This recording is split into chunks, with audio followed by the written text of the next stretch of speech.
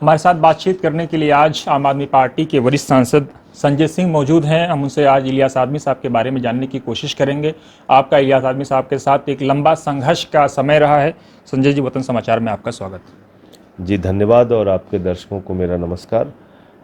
जहाँ तक इलियास आदमी साहब का सवाल है, वो एक ऐसी शख्सियत थे कि जिन्होंने अपनी पूरी ज़िंदगी समाज के गरीब तबके, समाज के वंचित तबके, अल्पसंख्यक समुदाय हो, पिछड़ा वर्ग हो, दलित हो, उसके लिए लड़ाई लड़ी। और मैं समझता हूँ कि ये एक इंसान की सबसे बड़ी खूबी होती है कि भले ही वो खुद से अभाव में अपनी ज़िंदगी ना जिए, लेकिन उसकी जो ज़िंदगी है वो गरीब आदमी के लिए हो।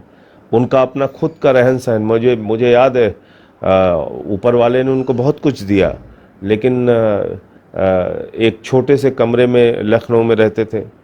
जब भी आप उनसे मिलिए, पूरा उनका जीवन सादगी का, कहीं कोई इस बात का दिखावा नहीं कि वो 2-2 बार के सांसद रहे और बहुत उनके परिवार के, उनके बेटे, इन लोगों ने बड़ी शोहरत और पैसा, कभी इस चीज़ का घमंड नहीं रहा उनको। तो मैं समझता हूँ कि ये एक बहुत अच्छी उनके अंदर खूबी थी। और उनका इतना लंबा राजनीतिक अनुभव था कि किसी विषय के ऊपर आप उनसे बात कर लीजिए। आज़ादी के आंदोलन में क्या हुआ, आज़ादी के आंदोलन के बाद आपातकाल में क्या हुआ, कब इस देश में सामाजिक आंदोलन चले, कब इस देश में राजनीतिक बदलाव कैसे कैसे हुआ, तो ये एक बड़ा अनुभव इलियास आदमी साहब के पास था। और उनके जाने से ये एक बड़ी कमी हम सब लोग हमेशा महसूस करेंगे कि एक अभिभावक की भूमिका में थे।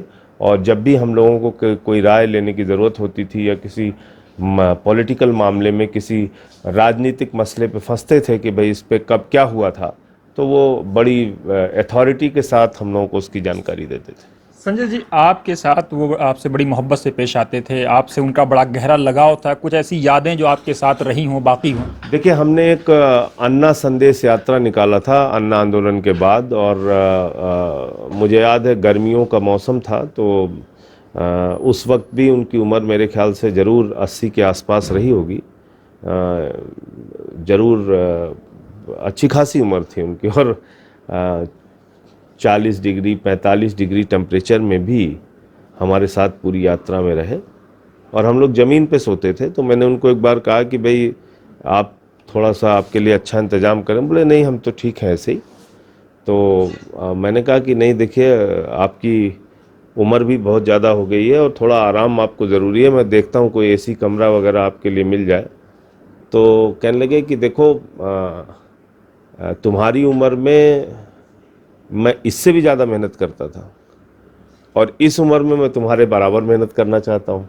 तो ये एक जो जज्बा था उनके अंदर, वो मैं उनकी बात अभी भी भूल नहीं पाता हूँ कि कभी भी मतलब ना थकने वाले इंसान थे, लगातार काम करने वाले, लगातार यात्राओं में रहने वाले।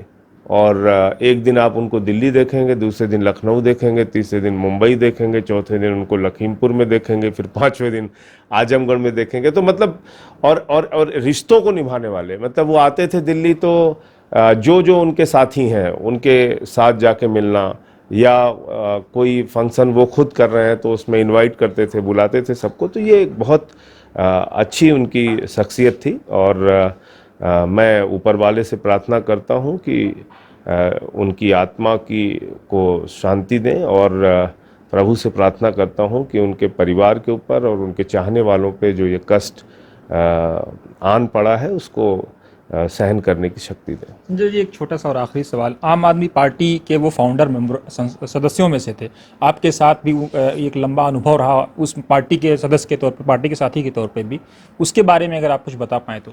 देखिए, निश्चित रूप से आम आदमी पार्टी के स्थापना के समय उनकी बड़ी भूमिका रही। और उसमें बहुत सारे मसलों पर पीएसी में वो रहे, पर जो पॉलिटिकल अफेयर्स कमेटी है पार्टी की, और उसमें भी आते थे। और बड़ी पॉलिटिकल और संजीदगी से जो राजनीतिक राय होती थी उसको हमेशा उन्होंने रखा। बड़ा योगदान है उनका पार्टी को खड़ा करने में। और निश्चित रूप से हम सब लोग उनके प्रति आभारी हैं। और प्रभु से, ईश्वर से यही प्रार्थना है कि जहाँ भी उनकी आत्मा है उनको प्रभु ईश्वर ऊपर वाला अपने शरण में रखे और उनको जन्नत नसीब करे ऊपर वाला, यही प्रार्थना है मेरी। बहुत शुक्रिया।